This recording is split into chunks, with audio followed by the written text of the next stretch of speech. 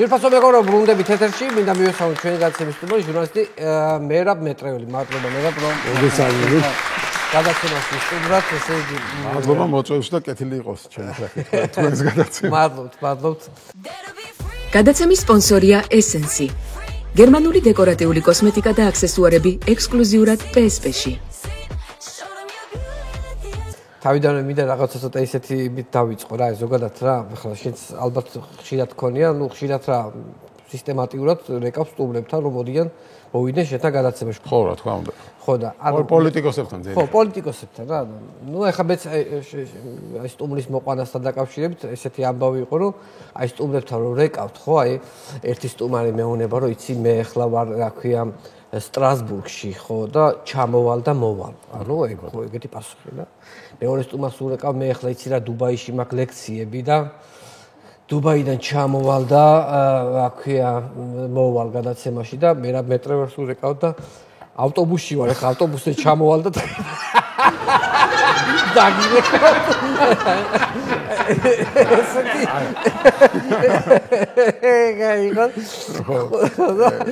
ეს დამამახსოვრდა ეს ხუბო. ხო, იმიტომ რომ ამ საცობებში მანქანის სიარულს ვერ ვიტანე. ხო, ნუ რა თქმა უნდა, ბასლაინები გაკეთე. იმიტომ მანქანა მიყვარს, როცა სიამოვნებას იღებ ტარებისგან და ხა ამ საცობში სიამოვნება როგორ უნდა იყოს, ნერვები ცალკე გაწყდება. გამონაბოლქვს ცალკე სუნთქავ.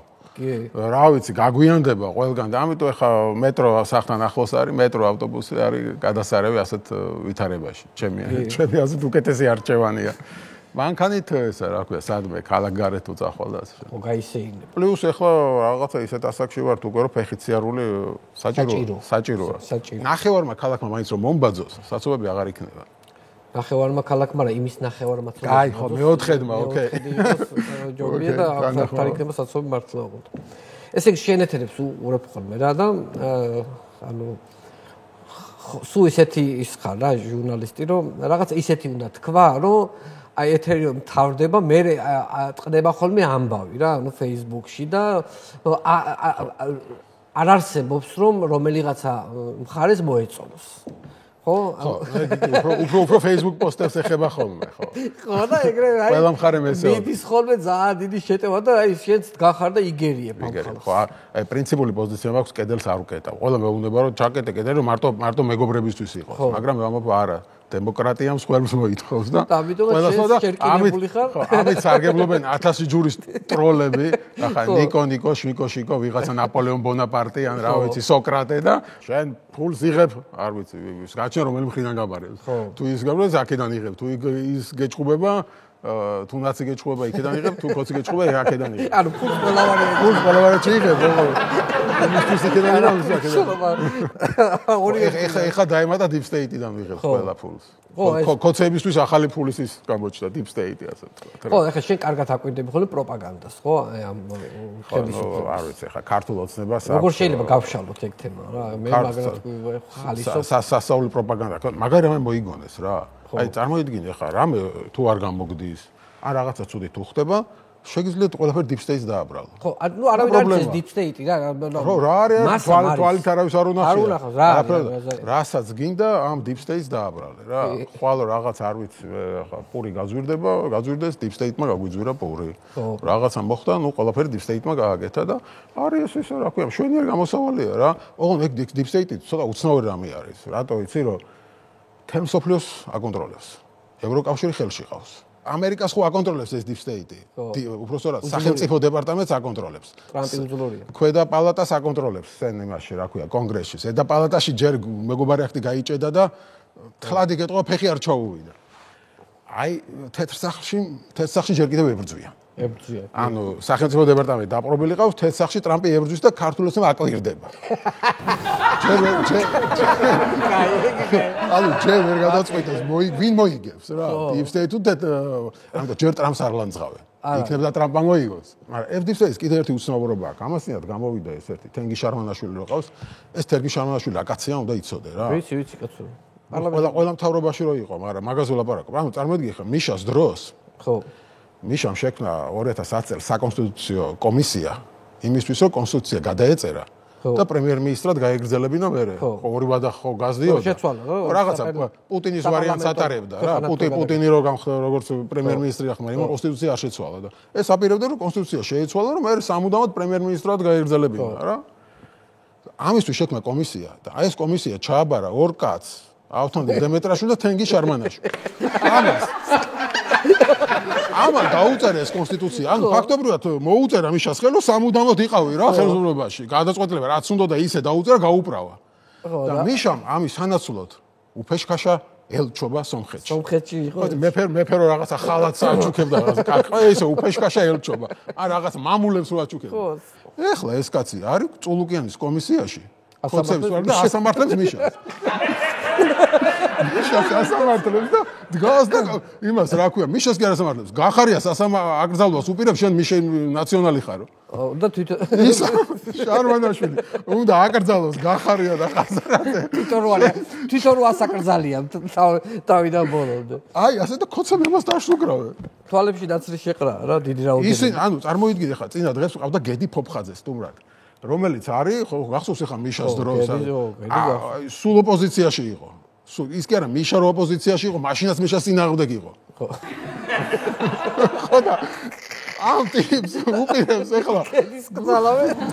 ახლა უნდა აკრძალოს მურუსიძემ და მისმა სასამართლომ რა ახლა. საკონსტიტუციო სასამართლომ უნდა აკრძალოს მართალია. იქ მურუსიძე არ არის, მაგრამ რა მნიშვნელობა აქვს ერთ კლანს ემორჩილება რა? მთელი კლანს ემორჩილება ეს სასაულია. მურუსიძეს და მისმა კლანმა და იმ სასამართლომ რომელიც ამ კლანს ემორჩილება, გედი პოპხაძე უნდა აკრძალოს. ანუ წარმოიდგინე რა კანონს იღებენ? ოღონდ კანონს იღებენ რომ მარტო პარტიები კი არ აიგრძალება. იმ პარტიაში ვინც არის, ისინი აიგრძალება. ადამიანი. პარტიის წევრები კი არაო მარტო. პარტიასთან დაკავშირებული პირი. ნათესავი ახლობელი ვინც არის ყველა. აი ამას გადაწყვეტს ბიძინა. გაიგე ვინ არის პარტიასთან შეიძლება შენ ზაგრძალო, იმიტომ რომ გითხარ რომ ნაციონალთან დაკავშირებული პირი ვიყავი. ხო, იმიტომ რომ წინა განაცემაში ნადირაძე მეჯი და ირაკლი. ანუ ტიპები წარმოიდგინეთ, კანონი გვექნება რომ შეიძლება ბიძინა გადაწყვეტს ვის აქვს უფლება იყოს პოლიტიკაში. და ვის არა აქვს უფლება რა. ესე იგი რადგანაც მასე ახლა ეს ბოლო ამბავი იყო ეუთოს პრეზიდენტი რომ ეუთოს თავმჯდომარე რომ დააჯარიმეს. პრეზიდენტი არ ვიცი, ფინეთის საგარეო საქმეთა მინისტრი ეს ქალი ეუთოს თავიდანებე. ფინეთის საგარეო საქმეთა მინისტრი დააჯარიმეს რომ აქციაზე იყო გასული გზის გადაკეთებისთვის თუ 5000 ლარი გამოუწერეს. შენ ყურებს ვერ დაუჯერე რომ ეგ შეიძლება რომელიმე ქვეყანაში მოხდეს. მაგ ყველა საინტერესო რა არის, იცი რომ ეხა ეს კანონი რომ მიიღეს, სადღაც 2 დღეში შევა ძალაში რა. აი 2 დღის მერე რომ დამდგარიყო ეგ ხალი ციხე იყო პირდაპირ. კიდე 15. ეხა გადარჩა ჯარი მეტყვი. 2 დღის მერე ციხეა. რუსთაველის გადაკეთებაზე. პირდაპირ ციხე უწევდა. ცოტა გვიან რომ ჩამოსულიყო, ვერ ქონდა კარგად საქმე, ხო რა, ძალიან ისეთი ტრანკული ახლა რა ვფიქრობ, იცი რომ აი წარმოვიდგინე ფინეთის საგარეო საქმეთა მინისტრი რა ხარ და 5000 ლარიანი ჯარიმა რომ მოგდის. არა საქართველოში დაგაჯარიმე. არ უშვებენ, რომ თუ არ გადაიხდი ვერ გავხვალ. ხო რა, აი წარმოვიდგინე ფინეთის რა სიგიჟეში ცხოვრობთ რა. ემას ვიძახდეთ რა ქვია. წეღა რომ ფინეთი არის ყველაზე ბედნიერი ქვეყანა მსოფლიოში რა. კი. მე მგონი ირმებიც კი ბედნიერები არა აქ და დღეიდან იქ ერთი უბედური კალი ცხოვრობს. გამოერეთ ერთი უბედური კალი. ის თამათმა გაუბედურეს. ხრას სასაცილოა სატირალი რომ არ იყოს. არა, კი მეცინება, მაგრამ თან ფიქრობ რომ რა შარში ხარ, წარმოიდგინე რა.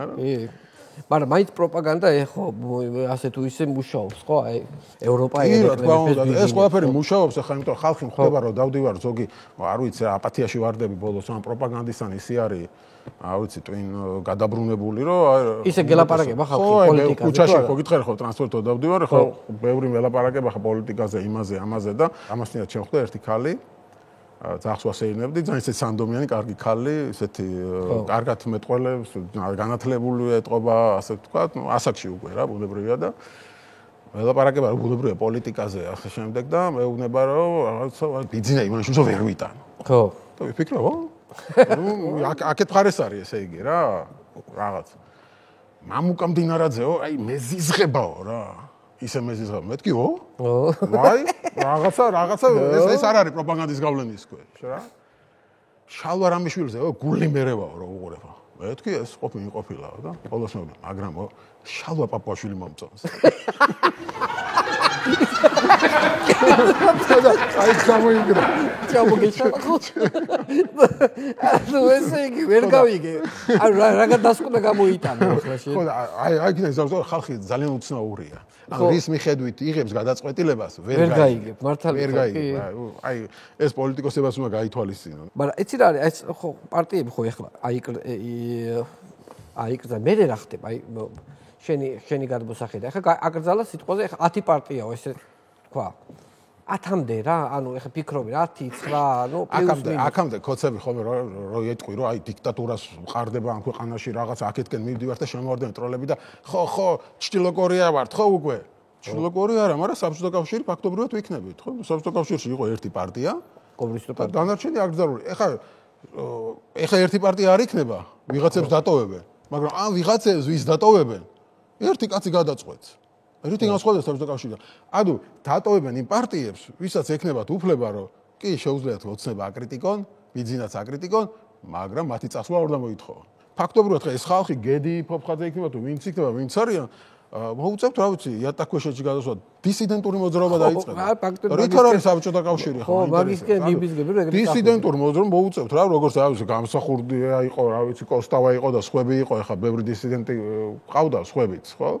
ხალხს მოუწევს დისიდენტური მოძრაობა ჩამოყალიბება 2025 წელს 21 საუკუნეში ათონელის რეზიდენციის ღობეზე ხო არ ვილაპარაკოთ რას ფიქრობ ნუ ეხლა ძალიან ისეთი თემა გამოვიდა რა ერთი მხრივ ძალიან იუმორისტული ხო იმიტომ ხო ნუ იუმორისტული ხო აღკარად ღიად ჩანს რომ იქ მავთულით არის შემოხვეული ერთი ნაწილი მანამდე იყო მოტეხილი ეგ ღობე თუ მე ჩაჭრეს ეგ ხლა ნუ მაგას ვინ გამოიძიებს არა არის და ჩემთვის ეხა იქნებოდა ძალიან არასერიოზული თემა ეგა თუდაც იგივე ოპოზიციის მხრიდან წამოყენებული რაღაცა ხობე ხო რა შუაში ხობე იმ დღეს რაც მოხდა ისე არ უნდა მომხდარიყო ფაქტია ხო 4 ოქტომბერს რა ვიცი ცუდად დაგეგმეს ვინმე მოღალა და ისე არ უნდა ასე რომ რა მნიშვნელობა მოხდა ის რაც წესით არ უნდა მომხდარიყო რა შესაბამისად ეხა ღობეც დააბრალო ის არა მაგრამ საბოლოო ჯამში ამ ღობის თემას სერიოზულობა შეძინა ირაკლი კობახიძის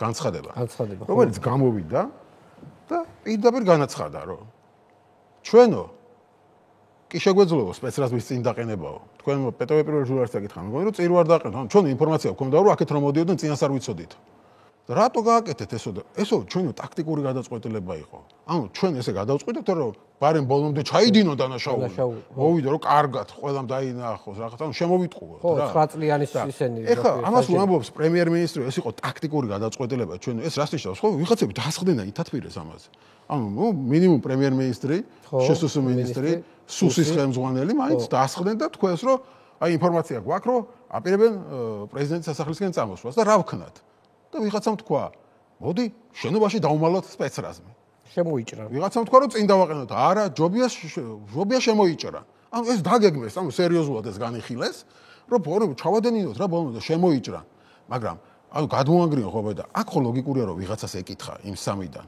რომ კი გვინდა რომ ეხა რომ შემოიჭრანო მაგრამ ხობე რომ ვერ გადმოანგრიო მე რა ხდება ხო გვინდა რომ ვაცალოთ რომ ხობე გადმოანგრიოს რა მაგრამ ხო შეიძლება ვერ გადმოანგრიო ხობე ვინ მოგცემს გარანტიას რომ გადმოანგრიო ხობე ვიდო კარები ვერ გამოანგრიეს ის რეალურად შესაბამისად თუ ეს დაგეგმეს რასაც ირაკლი კობახიძე ყვება მაშინ ის უნდა დაეგეგმათ რომ ხობის გადმოანგრევა გარანტირებული ყოფილიყო ანუ და ეხა ჩვენ ვიფიქროთ ეს რომ ამას როგორ მიაღწიეს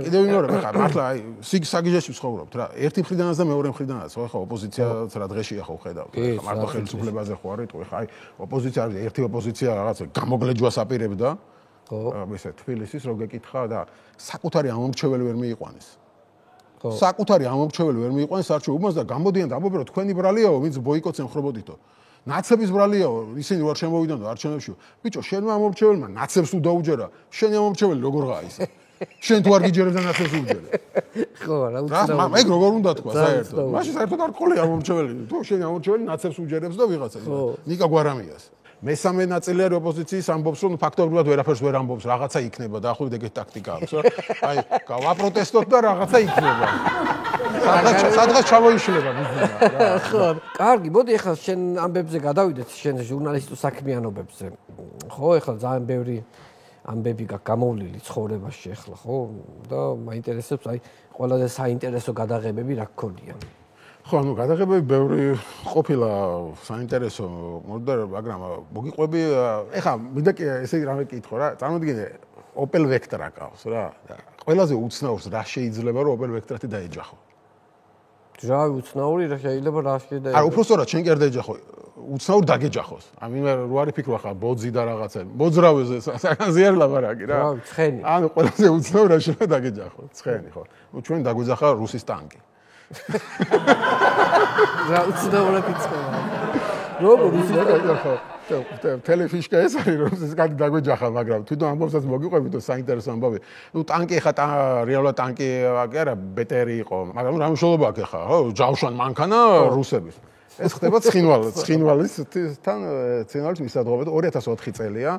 თუ გახსოვთ 2004 წელსაც იყო ომი პატარა, ცხინვალში, ორკვირიანი ომი, სადაც 15 ჯარისკაცი დაუკარგეთ სამწუხაროდ მაშინ და ბუნებრივია ჟურნალისტები მას ვაშუქებდით, იქ მაშინ იმედში მუშაობდი. ეს არის 2004 წელი, ბადრის დროინდელი იმედი არის და ნუ იქ ვიყავით ღამეებს ვათენდებდით, ხა ერედუში იყო შტაბი, ასე ვთქვათ, ჩვენ ქართული და ჟურნალისტებს იქ ვიყავით და თავზე ბომბები დაფრინავდა ჩვენს თავზე და როდის დაგვეცემოდა კაცმარიცის თელეამ და ნუ მოკლედ ეს ომი დასრულდა. რაღაცას შვიდობა დამყარდა, რაღაცა შეთანხმება არის, მაგრამ ისეთი მდგომარეობა ხო ვეღარ აღდგებოდა, როგორც მანამდე იყო. ხო, მანამდე იყო უკვე მისვლა-მოსვლა ქართველები რაღაცა დადიოდნენ იქ ერგინეთის ბაზრზე ეს ყველაფერი. ხო, ეს ყველა ჩაიკეტა, ცხინვალი ჩაიკეტა და ვინც არის ის რომ აუხსნათ ქართული სოფლები სამაჩაბლოსში მარტო ცხინვალის აქეთ კი არ იყო, იყო ცხინვალის იქეთაც. კი ბატონო. ანუ ცხინვალზე გადის გზა ამ სოფლებში. მაგრამ ამ ომის მერე ბუნებრივია ეს ჩაიკეტა იქ ვიღა გაგიშვებს.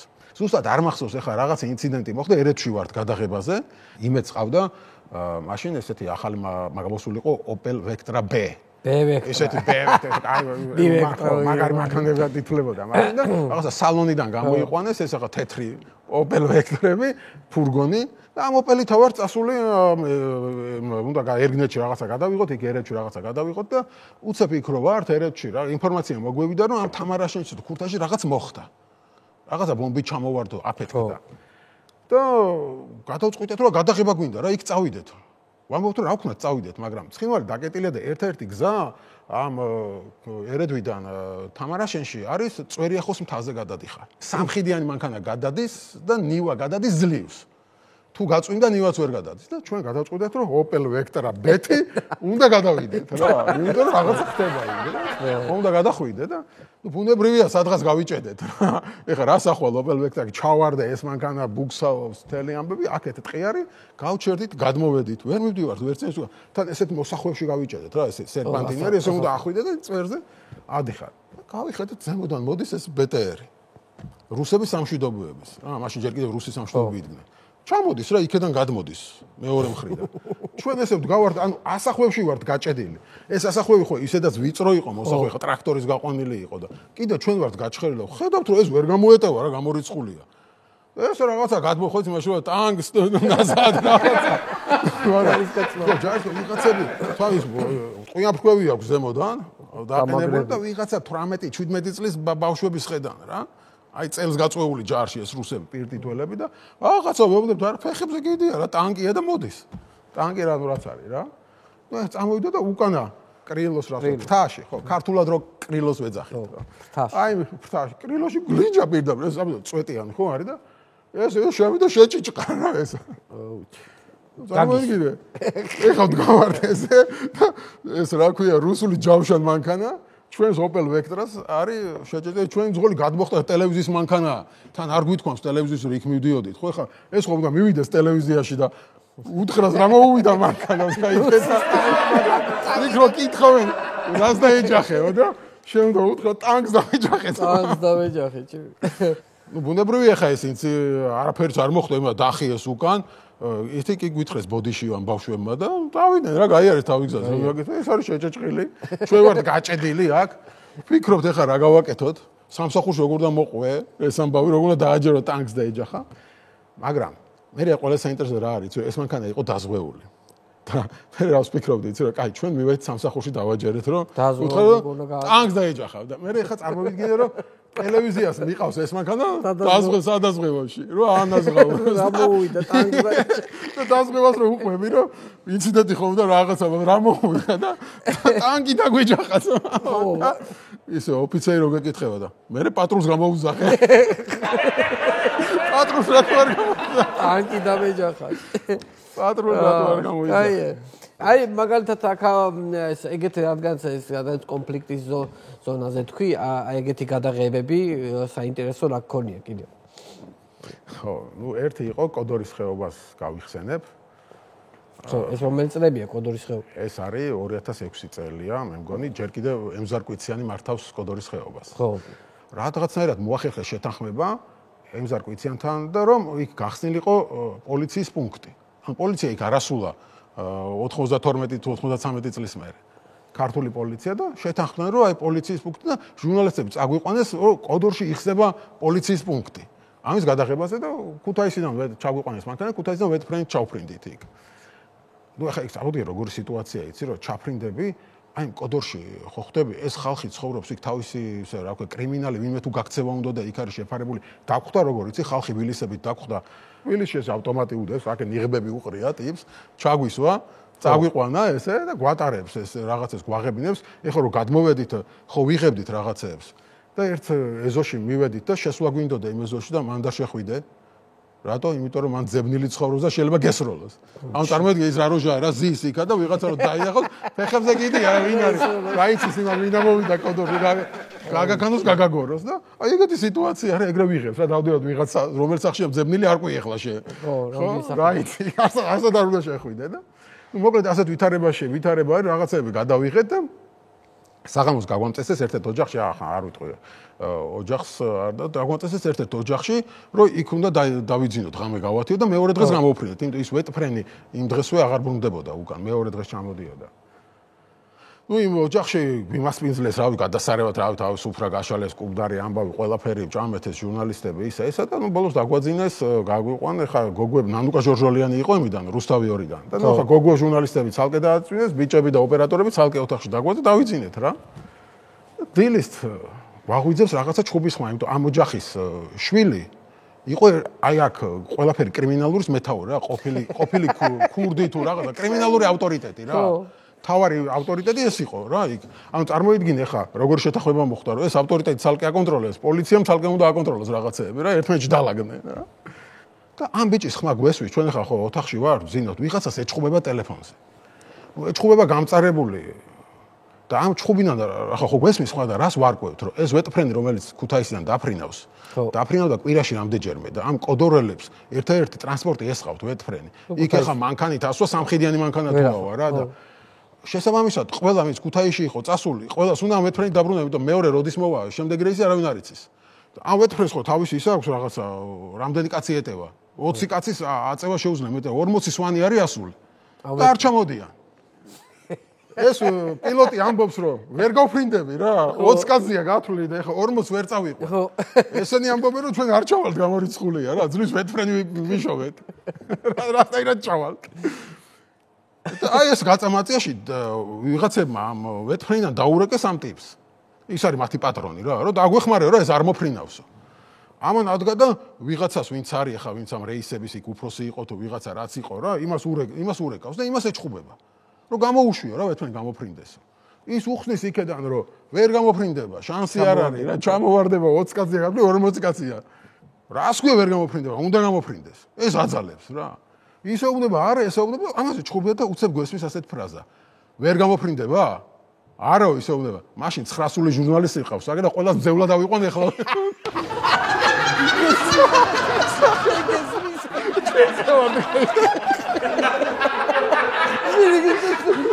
საბანი გახურავს და ისმე ხო ამიღა. გუში კუდარი ვჭამე და დღეს ზევალი ვარ. აუ ჩე. მე გაგცხრა თავში ხო ცოტა. მისახში ვარ. სახშია დაკავებული ხარ რა გინდა რომ ანუ ის ესე იგი მაინტანასოს ამბავი არა გამოფრინდეს მაინტანოს მეორე ოთახიდან ამ დროს გვესმის ნანდუკა ჟორჟელენს კივილი ტელეფონზე ურეკავს ვანო მერაბიშვილს ვანო ბიშვილი მე არ ვიცი ახლა ამ მუქარამ გაჭრა თუ რამ გაჭრა გამოფრინდა ის ვეთფრენი 40 კაცი თუ არ ვიცი რამდენიც იყო რა ხა ჩამოვიდა მშვიდობიანად ოღონდ ამით კი არ დამთავრდა ისტორია ეხლა ჩვენ ხომ უნდა წავგვიყვანოს ამ ვეთფრენმა და ის ხალხი ვინც ვიღაცები იყო რომ ვინც აქეთ მოდიოდა რა ვიღაცები არის კოდოში დიდი ხანია ქუთაისში უნდა წასულა და რომ დაინახეს ვეთფრენი ამოვიდნენ ისინიც ვეთფრენში დასხდნენ და ზუსტად იგივე სიტუაცია შეიქმნა ჩვენ შედვართ ჩვენ პირველები აგვიშვია ჟურნალისტები და ვიღაცა ამოვიდა ვეთფრენი გაივსო იცი როგორ სიტუაციაა აი მარშრუტკაში რო ჭედვები იყო ხო შე რო ზიხარ და ვიღაცის რო გადებს თავზე აი ასე ვარ ვეთფრენი აი ასე დგანან რა ხელი უკიდია და ავტობუსი ეს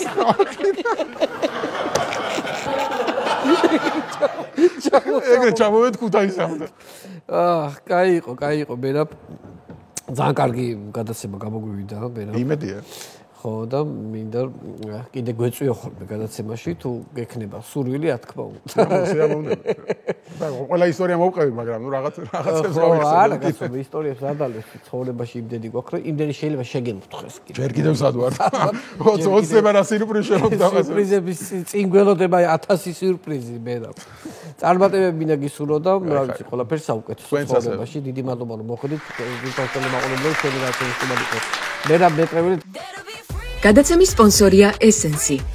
გერმანული დეკორატიული კოსმეტიკა და აქსესუარები ექსკლუზიურად PSP-ში. იპოვე ჩვენი არხი შენი ტელევიზორის პულტზე. ნაკთი ნომერი 45. სილქნეტი 345. ახალი ქსელები 345. მარტივი 45.